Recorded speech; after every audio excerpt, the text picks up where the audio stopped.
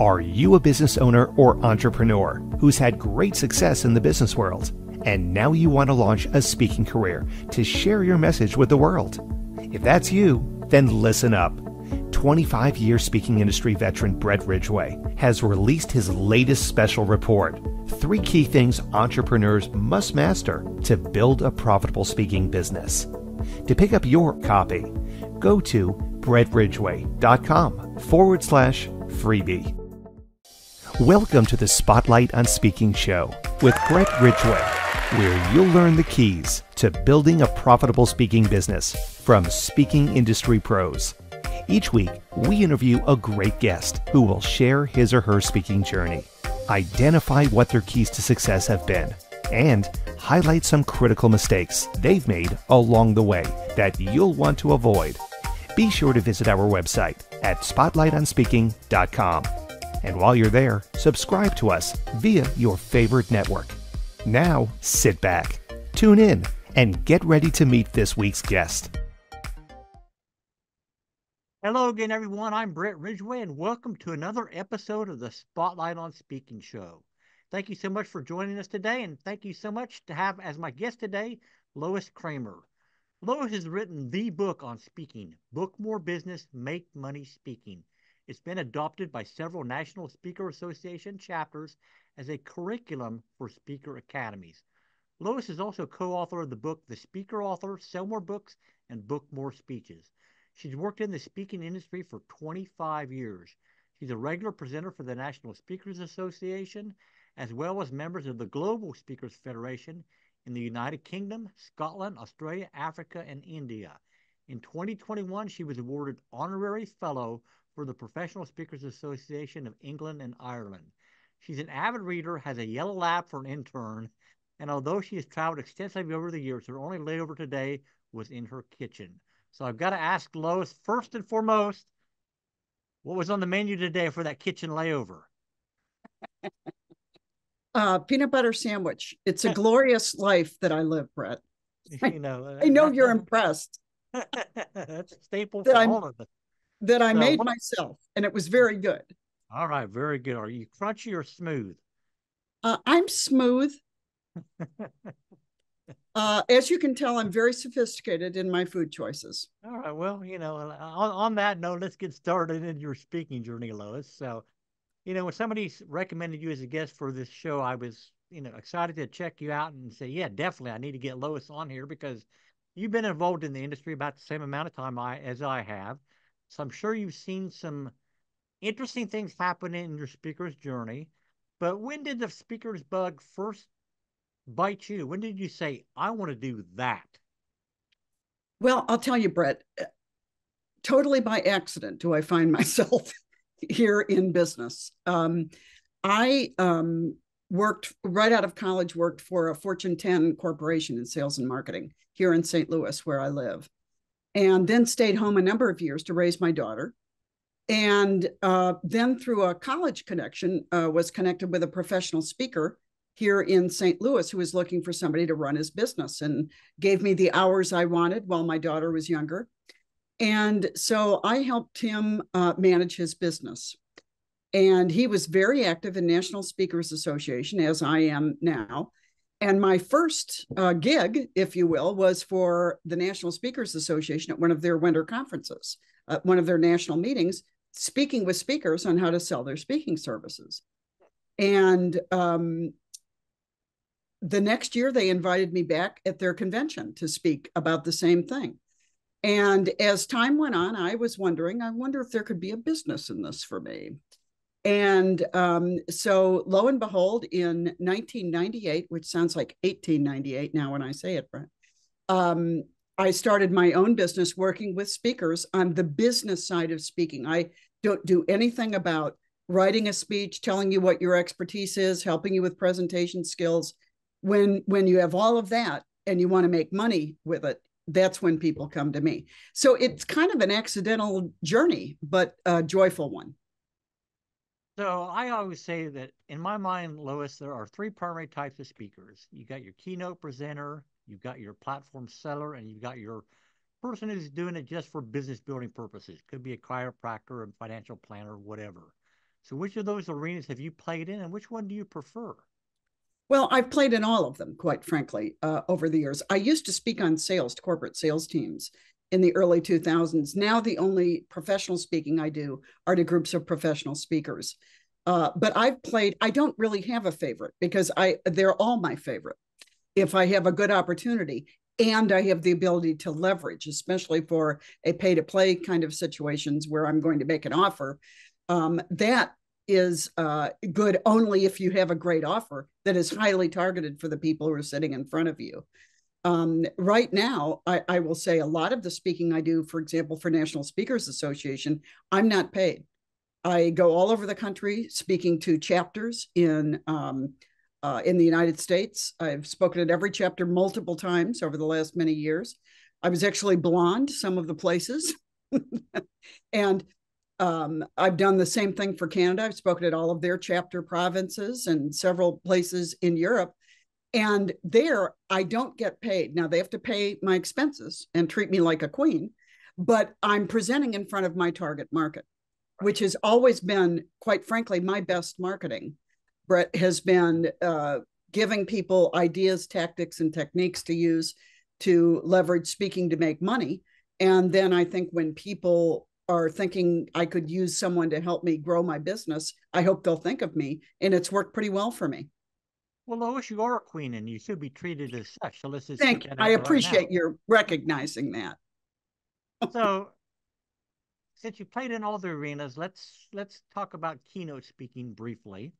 So, as a keynote speaker, what are your best tips for an aspiring speaker who thinks they want to be a keynoter as to how to best make sure the message that they're going to deliver will resonate with that audience?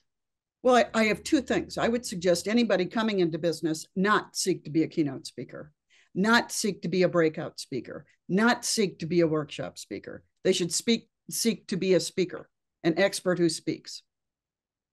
The reality is, in the business now, there's great ambiguity in how these terms are defined: keynote, breakout, workshop.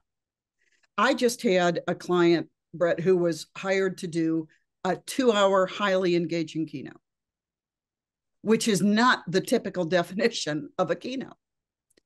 But so there's great ambiguity around these terms. I tell my clients, find out what the opportunity is and then see if you can fit into what they need. My instrument for doing that is a pre-programmed questionnaire I share.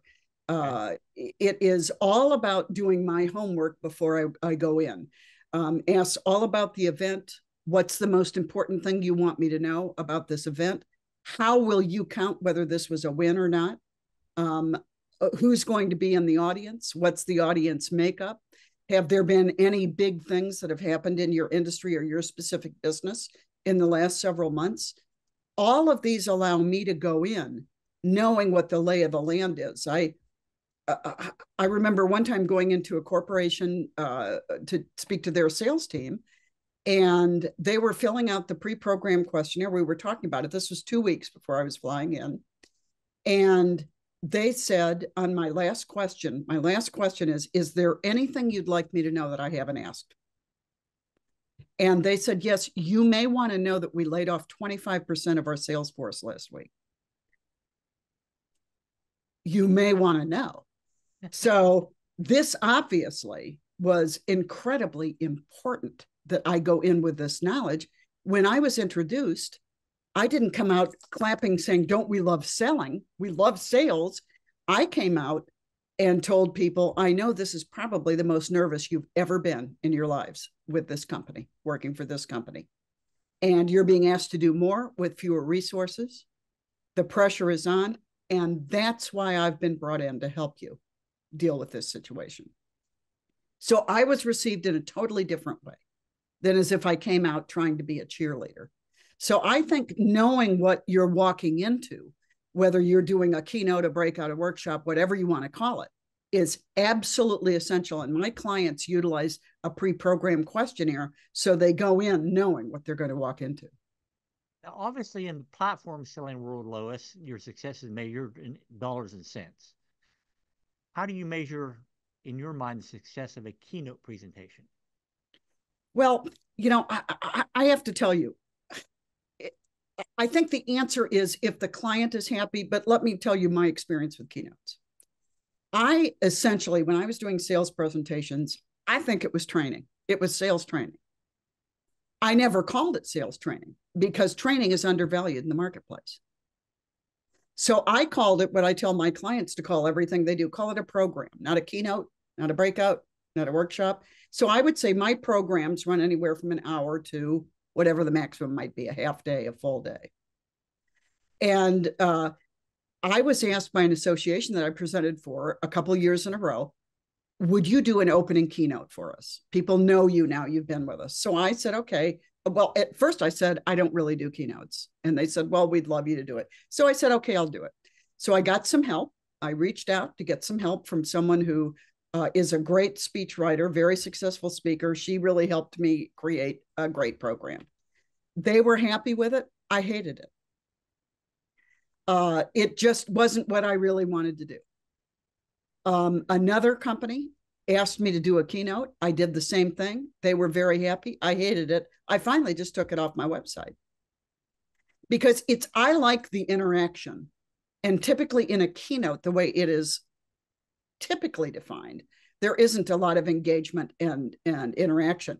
I liked that interaction when I was doing my sales programs. So it's a matter, I think, of knowing what it is you want to do, what makes you comfortable, how you think you can best serve the client. And as speakers, when we're selling our speaking services, we're really consultative sellers. We're in the consulting business. If you were my client, Brett, my job is to let you know the best use of me and how I can best fill your needs. So it might not be a format that you like, but it might be one that I like. And if we don't have a meeting of the minds, I might not be a perfect fit for you.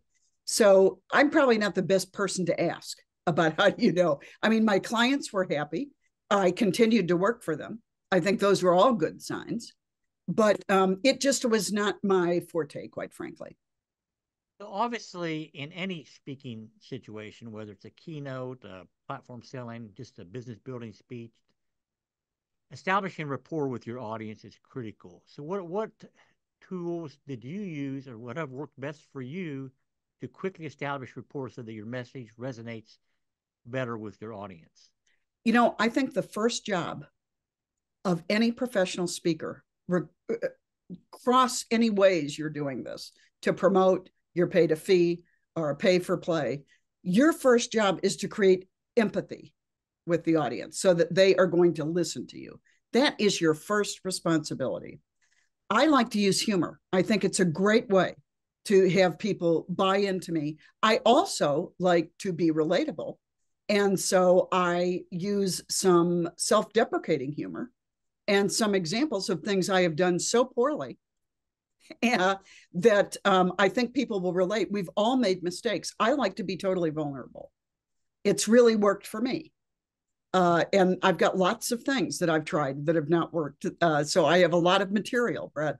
But I do think that that it is our responsibility to make sure that they are buying into us. They're not only buying into the message, but they're buying into the messenger. And I think that that's key. And so I would say my best tool is probably humor. Okay. So as a platform seller, Lois, give me your 3 best tips for somebody that's considering that as a speaking path to achieve success as a platform seller. I think number 1, have a great speech. To me, it all begins with the speech. Whether you are being paid or not, your job is to give an absolutely great speech. So you got to have a great speech. Number 2, it's know your audience. Who is sitting in front of you? And do you have a product that is targeted for them? Targeted for them. And then third, you have to be great at selling. You know, I say that speakers are really not just speakers. We're in the intellectual property business. That's the business that we're in. And so I've got to know my intellectual property inside out and know what's an absolute fit for that audience. And then I have to be able to describe the package, the product, or both, a combo package, if you will, that I am selling And I have to be able to speak to the outcomes that the people in the audience will receive from taking advantage of that offer. People don't want to buy processes. They don't want to buy packages. They don't want to buy products. They want to buy outcomes. So that's the language I believe in. And that's the language my clients use when selling a speech, a product, a package, anything. All right, so I have some other questions I want to ask you, Lois. But before we do, let's take a quick break for a word from our sponsor. Are you a business owner or entrepreneur who's had great success in the business world, and now you want to launch a speaking career to share your message with the world? If that's you, then listen up. 25-year speaking industry veteran Brett Ridgway has released his latest special report, 3 Key Things Entrepreneurs Must Master to Build a Profitable Speaking Business. To pick up your copy, go to brettridgway.com/freebie. All right, I'm back with my guest in this episode, Lois Creamer. And so, Lois, when you talk about having a great speech as your first priority of the 3 tips that you gave there, in your mind, what is the proper percentage of delivering great content, which you obviously are obligated to do for the audience, versus the percentage of the content versus the percentage of, quote, the pitch? And for what type of speech are you talking about? Platform selling situation. So I don't know. Content, what percentage should be? I don't know, because I haven't done it probably for 20 years. But I will say this, that if you are pitching most of the time, you're losing most of the time. What the way to interest people in what you do is by giving them valuable information and wanting to know more from you. The way to lose them is by giving them a small amount of information and then going too soon into selling and too long into selling. It is a turnoff. I am totally turned off by it.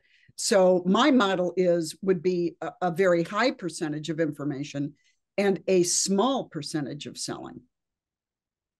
Now, I always say 85 to 90% should be content before you even get into I would probably agree with you. I think that's good, Brett. I agree.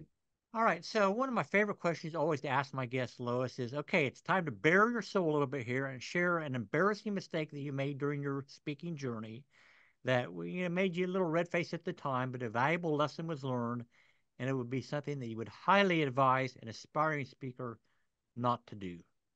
Well, of course, I've never made a mistake, Brett. So you can imagine. Yeah, I made a mistake. You can imagine I'm stunned by I'm stunned by that question. I'll tell you one that was an interesting learning thing for me. I talked about a few minutes ago a pre-programmed questionnaire that I used. I never used to ask what the audience mix is, men versus women kind of thing. Mm-hmm. And I did a program for an association in Las Vegas, and the person who brought me in was an association management person, worked for a big association management company, and they were great to me. They sent me to several of their association clients. And when she hired me, she said, I want you to know this is a male-dominated industry. So I thought, well, very interesting. And it was the International Association of Ticket Brokers. There's an association for everything. Sure. Everything. So male-dominated. So I got to the venue, and I like to go down early and say hi to the people who are going to be in the audience. And I walked in the room. It was about 300 people. This was a breakout session I was doing. And of the 300 people, 298 of them were men. One woman in the front row, and yours truly. Yeah. So I thought, you have to be kidding. Male dominated. This is just nuts. So I was introduced, Brett, to a smattering of applause. Yeah. Okay. And most of the men were sitting there with their arms crossed. And I knew what they were thinking was, what does this woman have to teach me about selling? How'd you break through that barrier? Well, I decided I had to do something. So I said, I'll be with you all in just a minute.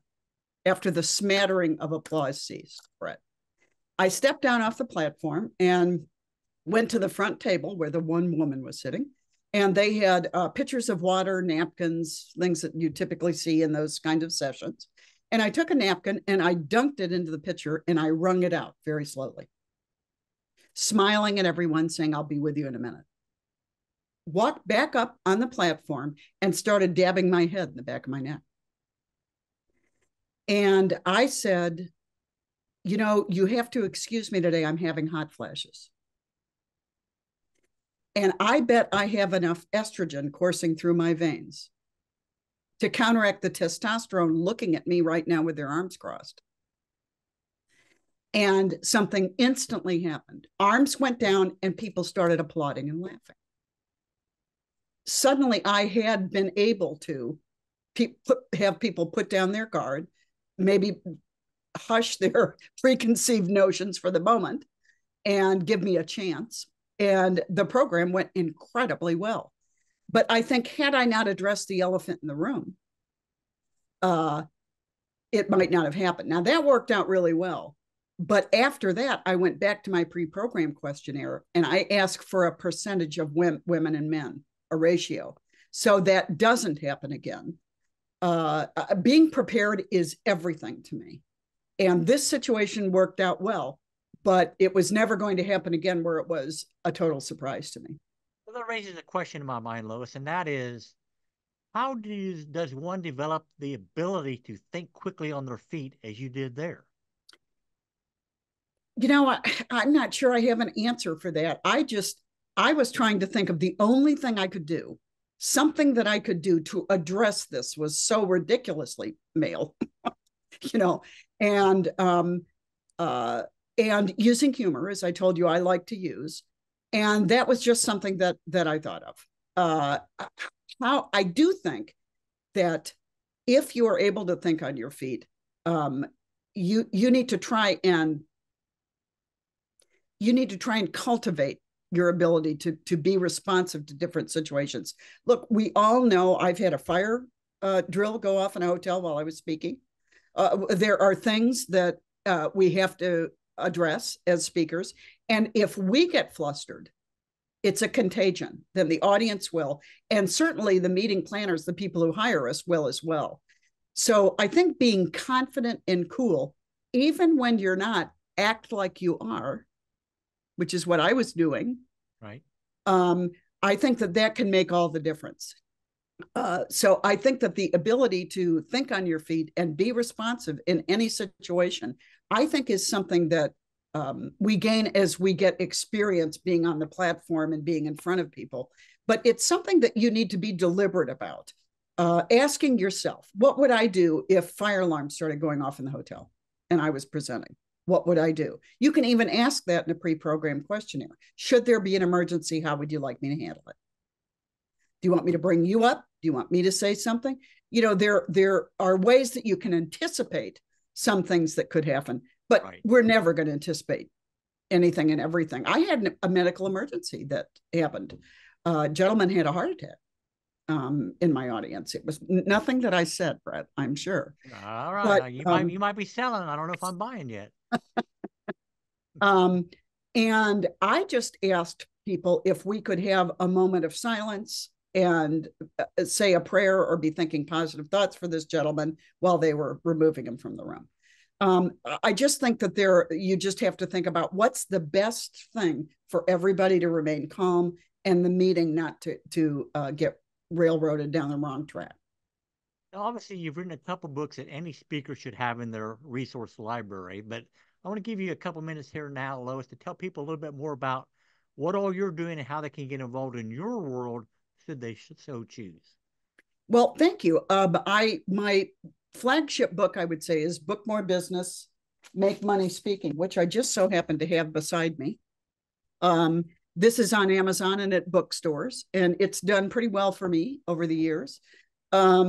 It is something that is, I think it's available. I think it's helpful for speakers, quite frankly, at any level where you are. It addresses all the aspects. It's kind of a holistic look, at the business side of speaking, at the part, what I do. And I would also invite people to sign up at my website for my blogs. I write blogs that are meeting intelligence, content that speakers need to know, much about many of the things that you and I talked about today, my take on different aspects of the business of speaking. And my website is bookmorebusiness.com. You can go there and sign up. In fact, you get a free ebook, How to Make Money Speaking. If you sign up, you get a couple chapters from that book in an ebook format. But I would invite people to go there. If anything you'd want to know, you can find out at bookmorebusiness.com. If you want to get a hold of me, Lois at bookmorebusiness.com, and feel free to reach out. All right. Well, thank you so much for being my guest today, Lois. Really appreciate it. It was great to meet you and really enjoyed our conversation. Everybody out there listening in, thank you for joining us today. As always, I wish you the greatest of success in all that you do. And may this year be your greatest year yet. Take care, everybody. Bye-bye. This has been the Spotlight on Speaking show with Brett Ridgway. Be sure to join us every week as we interview speaking industry pros and have them share their best tips for building a profitable speaking business. Until next week, thank you for tuning in, and remember to visit our website at spotlightonspeaking.com so you can enjoy even more great episodes like this one. While you're here, be sure to subscribe via your favorite network. We look forward to seeing you next time on the Spotlight on Speaking show. Until then, our sincere best wishes to you for the greatest of success as you work to build your own profitable speaking business.